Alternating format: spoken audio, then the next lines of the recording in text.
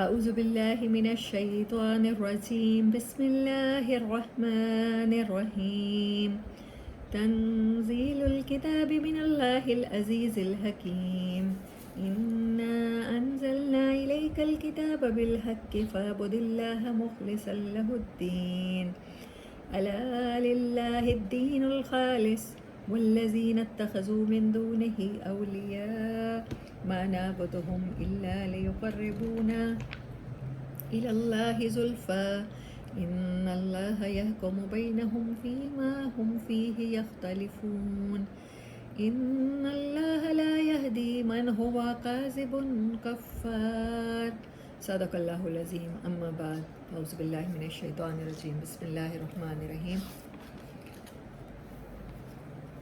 سورہ زمر. اچھا کل میں نے آپ کو ایک ڈیفینیشن بتائی تھی سورت کا لٹرل میننگ یاد ہے؟ پہلے کبھی سنا تھا سورت؟ ویسے شہر ہے یہ مجھے پتا تھا. اچھا لیکن ہر شہر کو کہتے ہیں یہ نہیں پتا تھا. ہاں جو شہر کی باؤنڈری وال ہوتی ہے نا اس کو سورت کہتے ہیں. کسی بھی شہر کی، کسی بھی کاسل کی، کسی بھی قلعے کی. سورہ زمر میں 75 آیات ہیں اور اس میں جو میں نے کی میسج دیکھا ہے نا وہ خلوص ہے، خالص ہونا، مخلص ہونا. اس کا کی ورڈ مطلب اس کا آپ کہیں مین تھیم کیا ہے تو اخلاص ہے سورہ زمر کا.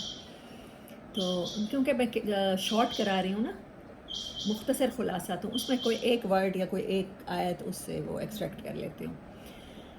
خلوص عربی میں خلاصہ کہتے ہیں خالی ہونا.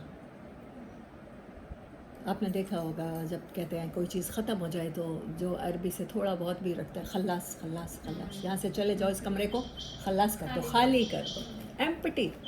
اچھا دیکھیں بڑی مزے کی بات ہے، ہمارا کلمہ کیسے شروع ہوتا ہے؟ ایمپٹینس سے شروع ہوتا ہے. لا، نہیں ہے کوئی مگر صرف اللہ. پہلے نہیں. میں اس کی مثال دیتی ہوتی ہوں اور بڑی کامن سی مثال ہے، مجھے تو بڑے اچھے سے سمجھ آ گئی، میرا کانسیپٹ کلیئر ہو گیا.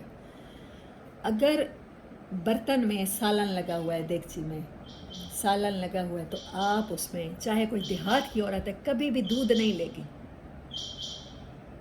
ہے نا؟ اس میں دودھ پریزرو ہوگا ہی نہیں.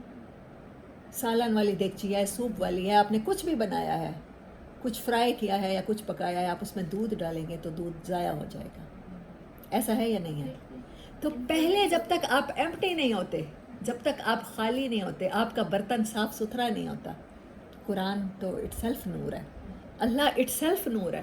اللہ کہتا ہے اللہ نور السماوات والارض.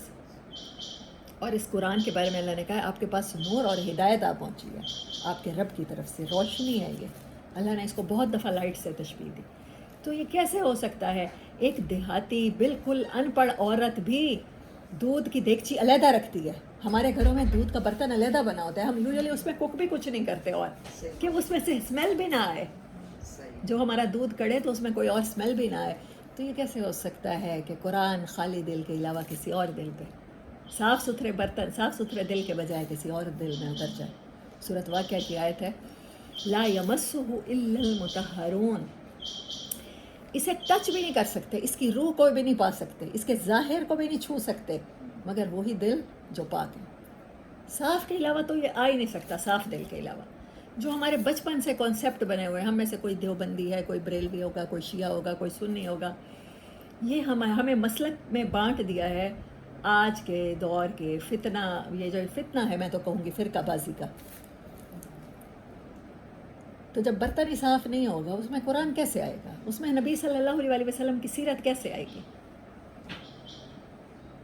میرا یہ تو ماننا ہو کہ میرا دودھ اگر سالن کی رات کا بچا ہوا سالن ہے یا 2 دن کی خراب ہوئی دیگچی اس میں میں دودھ ڈالوں گی تو ڈیفینیٹلی وہ خراب ہو جائے گا. اور میرے اندر گند بھرا ہوا وہ مسلک کا فرقہ بازی کا، اور میں قرآن سے کچھ ایکسٹریکٹ کر لوں اپنی زندگی کے لیے، یا قرآن میرے دل میں سما جائے، یہ پاسبل نہیں. آپ طوطے کی طرح رٹ سکتے ہیں، آپ حافظ قرآن ہو سکتے ہیں، آپ میمورائز کر سکتے ہیں، لیکن آپ قرآن سے گائیڈنس نہیں لے سکتے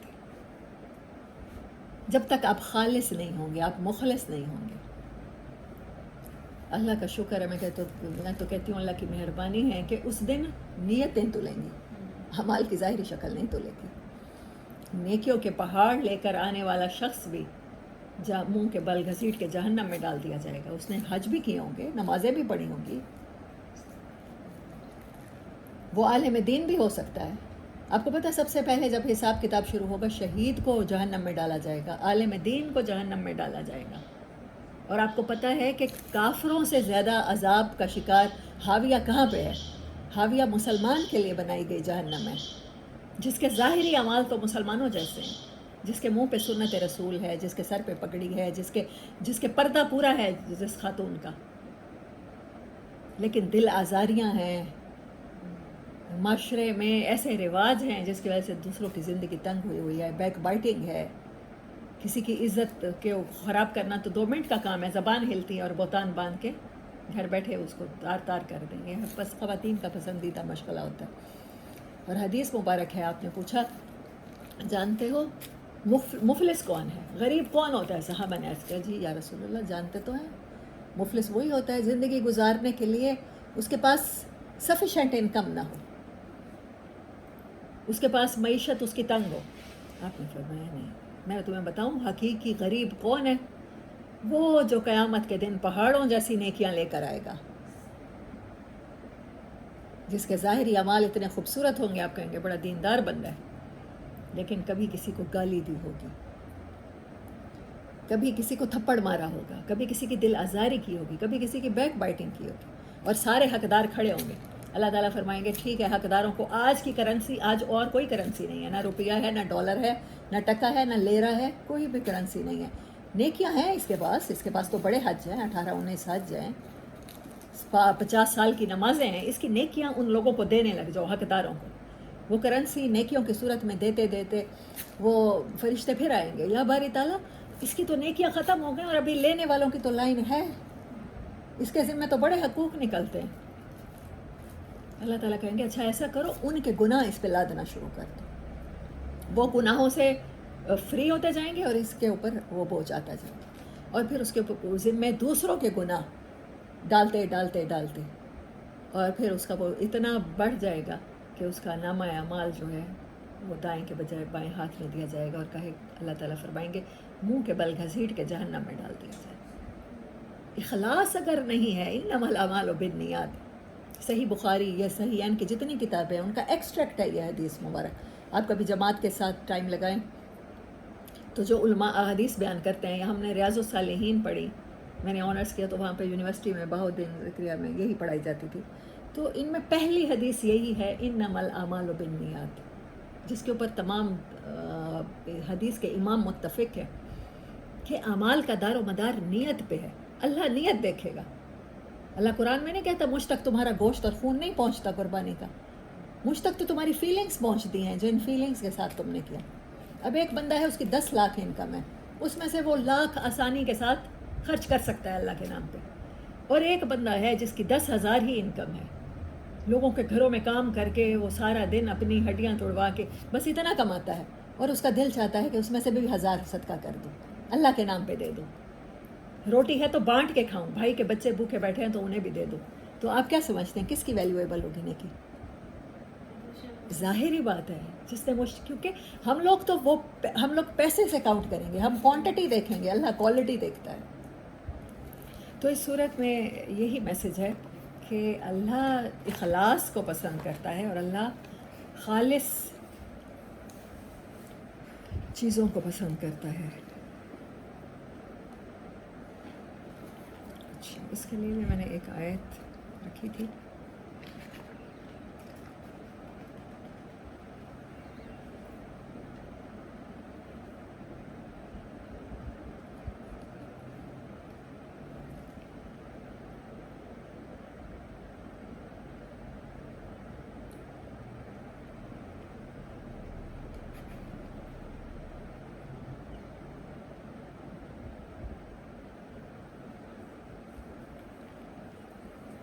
چلیں اب مجھے یاد نہیں آ رہا کہ وہ کون سی تھی.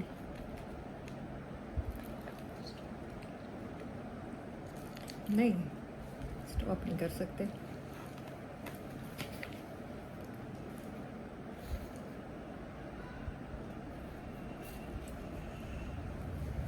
چلیں ٹھیک ہے, ہاں آیت مل گئی, شکر ہے اللہ کا. کل یا عبادی الذین اسرفوا علی انفسہم، میری فیوریٹ آیت ہے، سورہ زمر کی ہے، اب مجھے یاد آیا، 53 نمبر آیت، نوٹس میں دیکھ لیتی تو پہلے پتہ چل جاتا. ہاں، کل یا عبادی الذین اسرفوا، کل کا مطلب ہوتا ہے کہو، جا کے لوگوں کو بتاؤ، میں نے قرآن پڑھا ہے، آپ نے قرآن پڑھا ہے، اسے اپنے تک نہیں رکھنا. کوئی چیز سمجھ میں آ گئی ہے، یہ اللہ کی طرف سے رسپانسبلٹی بن جاتی ہے آپ کی اور میری کہ وہ میسج آپ انسانوں کو بتائیں، اللہ کے ساتھ لوگوں کا تعلق بنائیں. کیا تعلق بنانا ہے؟ یا عبادی الذین، اے میرے بندو، اسرفوا علی انفسہم، جنہوں نے اپنی جان کو خرچ کر دیا ہے، برے طریقے سے خرچ کر دیا. آپ ڈرگ ایڈکٹیڈ ہو گئے ہیں، آپ کے کڈنیز پہ اثر پڑ گیا. دیکھیں آپ جب گناہ کرتے ہیں نا تو اس کے باڈی پر بھی اثر پڑتا ہے کہ نہیں؟ ایڈس کس وجہ سے ہوتی ہے؟ جب آپ اپنی باڈی کو مس یوز کرتے ہیں تب ہوتی ہے. یہی کوک زیادہ پینا شروع کر دیں، آپ کو ڈفرینٹ قسم کی ہڈیوں کی ڈیزیز ہو سکتی ہیں، کڈنی سے ریلیٹڈ ہو سکتی ہیں. آج ہر دوسرے تیسرے بندے کے پتے میں پتھریاں ہیں، تو کیا روح افیکٹ نہیں ہوتی؟ روح بھی افیکٹ ہوتی ہے، روح بیمار پڑ جاتی ہے. اے میرے وہ بندو جنہوں نے اپنے آپ کو بیمار کر لیا ہے، برے طریقے سے خرچ کر لیا، اسراف کر دیا، فضول خرچی کو کہتے ہیں. صحیح خرچ نہیں کیا، اپنی زندگی نیچر کے مطابق نہیں گزاری، اللہ کے احکامات کے مطابق نہیں گزاری. اللہ اوپر انفسہم، اپنی جانوں پر. لا تقنطوا من رحمت اللہ، یہ پوری ہیومینٹی کو اللہ کا میسج ہے، تمام انسانوں کو میسج ہے. یہ ضروری نہیں ہے کہ جو پیدائشی طور پر مسلمان گھر میں پیدا ہو گیا اس کی زندگی میں دور جہالت نہیں آئے گا. صرف ایک کرسچن ماں باپ کے گھر پیدا ہونے والا بچہ کرسچن ہوگا یا ایتھیسٹ ہوگا. میں کچھ عرصہ پہلے نا، جب میں نے ابھی ماسٹرز کیا انگلش میں 3-4 سال پہلے، تو میں نے تھیسس کیا، تو اس میں جاننا ہوا، ہاربل فگر تھے کہ 2 لاکھ رجسٹرڈ بچے ہیں ایتھیسٹ جو ہو چکے ہیں پاکستان میں. جو ایتھیسٹ فاؤنڈیشن ہے یا کوئی بھی بنائی گئی ہے، مسلمان ہی بچے ہیں نا، مسلمان پیرنٹس کے بچے ہیں، تو وہ لا مذہب ہو چکے ہیں، خدا کو نہیں مانتے. یہ تو 2 لاکھ رجسٹرڈ ہیں، اور کتنے ہی وہ ہوں گے جو پیرنٹس کے خوف سے، گھر والوں کے خوف سے، دوستوں کے خوف سے شو ہی نہیں کرتے، اپنے خیالات اپنے عقائد شو ہی نہیں کرتے. آج بھی اگر ہم لوگ قرآن سے نہ جوڑیں تو یقین کریں مجھے نہیں لگتا ہماری اگلی نسلیں کلمہ گو بھی ہوں گی. ابھی پیرنٹس کو سامنا ہوتا ہے، کوئی کہتا ہے بتا دیں بچے نماز کیسے پڑھیں، ہم لوگ تو پڑھتے ہیں. آپ یہ بتائیں ہماری نانیوں دادیوں کا جو لیول تھا عبادت کا، پھر ہماری ماؤں تک، پھر ہم تک اب وہ کتنا کم ہو چکا ہے، اور آنے والے وقت میں وہ کیا ہوگا. کیونکہ ہم لوگوں نے بیسک تھا قرآن کو چھوڑ دیا. یہ کنیکشن تھا اللہ کا. جب وہ آیت اتری نا، وَاعْتَصِمُوا بِحَبْلِ اللَّهِ جَمِيعًا وَلَا تَفَرَّقُوا، تو صحابہ نے نبی صلی اللہ علیہ وسلم سے پوچھا کہ اللہ کا کنیکشن کیا ہے، اللہ کی رسی کیا ہے. صحابہ کو تو رسی، آج تو ہم موبائل کے دور میں جی رہے ہیں، ہمیں تو پتہ سیٹلائٹ کے کنیکشن ہے، سگنل کا کنیکشن ہے. تو صحابہ نے رسی اس کا وہ ترجمہ سمجھا، اس کو تار بھی نہیں سمجھا. تو نبی صلی اللہ علیہ وسلم نے فرمایا اللہ کا کنیکشن اللہ کی کتاب ہے. آج محنت ہو رہی ہے، دین کا علم سکھایا جا رہا ہے، مدرسوں میں پڑھایا جا رہا ہے، لیکن مسلک سکھایا جاتا ہے، وہ فتوے دینا سکھایا جاتا ہے، مسائل کے حل بتائے جاتے ہیں. یہ مسئلہ ہو جائے تو اس میں یہ حل ہے، امام ابو حنیفہ کی یہ رائے تھی، امام مالک کی یہ تھی، امام شافعی کی یہ تھی، امام احمد بن حنبل کی یہ تھی. جو بیسک ہے کتاب، اس سے جوڑنے کی طرف توجہ بھی نہیں ہے. جو ذاتی تعلق ہم نے کتاب سے بنانا تھا، اللہ سے بنانا تھا کتاب کے ذریعے، اس کی طرف توجہ نہیں. اور جب ایسی زندگی گزار بیٹھے ہم، تو اللہ کہتا ہے پھر بھی میری رحمت سے مایوس نہیں ہونا. لا تقنطوا من رحمت اللہ، جا کے میرے تمام بندوں کو میری طرف سے میسج دے دو، تمام انسانوں کو بتا دو کہ تمہارا رب لا تقنطوا من رحمت اللہ، اس کی رحمت تمہارے تمام گناہوں سے وسیع ہے. تم سے جو غلطیاں ہو گئیں، یہ ضروری نہیں ہے کہ تم کافر گھر میں پیدا ہوئے اور کافر ہو، اب تک ہندو ہو، تم نے جو بھی دور جہالت گزارا، جو بھی رب کی نافرمانیاں کی، میری رحمت سے مایوس نہ ہونا، اور سارے گناہ کر لینا، یہ گناہ نہ کرنا. کہ ماں تو دروازہ کھلا رکھتی ہے نا، جب تک بچہ گھر سے باہر ہو ماں کو چین نہیں آتا. تو اللہ تبارک و تعالیٰ فرماتے ہیں، حدیث مبارک کا مفہوم ہے کہ جس ماں کا بچہ میلے میں کھو جائے، جیسے ہم بازار میں جائیں، سمجھیں سپوز حسینہ گئی جاتے ہیں، بہت رشی ایریا ہے، کہیں بھی بچہ یا گردیزی مارکیٹ ہے، کھو جائے، سوچیں اس ماں کی کیا حالت ہوتی ہے. تو جیسے جب بندہ توبہ کر کے آتا ہے نا، تو جیسے بچھڑا ہوا بچہ میلے میں جو کھو گیا تھا ماں کو ملتا ہے، جیسے ماں خوش ہوتی ہے، اللہ تبارک و تعالیٰ توبہ کرنے والے بندے سے ایسے خوش ہوتے ہیں، اس سے بھی زیادہ خوش ہوتے ہیں۔ تو رب کے دروازے تو کھلے ہیں۔ یہ میسج قیامت تک آنے والے انسانوں کے لیے ہے۔ یہ نہیں کہ گناہوں سے ڈر جانا ہے، مجھ سے بہت ہو گئے، میں نے آج تک بڑی زندگیاں خراب کر لیں، اب کیا ہوگا، اب کیا بنے گا۔ شیطان ہمیں مایوسی میں ڈال دیتا ہے، ڈپریشن میں ڈال دیتا ہے۔ اور یہ سورہ زمر کی آیت کی بہت بڑی خوشخبری ہے۔ میرے بندوں کو جا کے بتا دو کہ انہوں نے اپنی جانوں پر جو بھی ظلم کر دیے سو کر دیے، اللہ کی رحمت سے مایوس نہیں ہونا۔ ان اللہ یغفر، بے شک اللہ تعالیٰ اس چیز پہ پوری قدرت رکھتا ہے کہ وہ معاف کر دے گناہوں کو جمیع، تمام کے تمام۔ اللہ کے آگے کوئی بڑا چھوٹا گناہ نہیں ہے۔ ہو گیا، اللہ کہتا ہے سب ڈیلیٹ کر دوں گا، آلٹ ماروں گا۔ جن کو کمپیوٹر سے تھوڑا سا بھی پتا ہو تو وہ آلٹ کا بٹن دباتے ہیں اور پھر سب ختم ہو جاتا ہے۔ انہو هو الغفور الرحیم، وہ صرف معاف کرنے والا نہیں ہے، وہ تم سے محبت ہی اتنی کرتا ہے، مہربانی اتنا ہے کہ وہ تمہیں سینے سے لگا دے گا۔ اس کی باہیں کھلی ہیں، وہ انتظار میں ہے، اس کے دروازے کھلے ہیں۔ اللہ ہم سب کے لیے دروازہ کھلا رکھے اور ہم سب کو اپنی طرف لوٹنے کی توفیق عطا فرمائے۔ تو سورہ زمر سے ہم نے سیکھا اخلاص اور اللہ کی طرف پلٹنا، یہ مین 2 میسیجز ہیں۔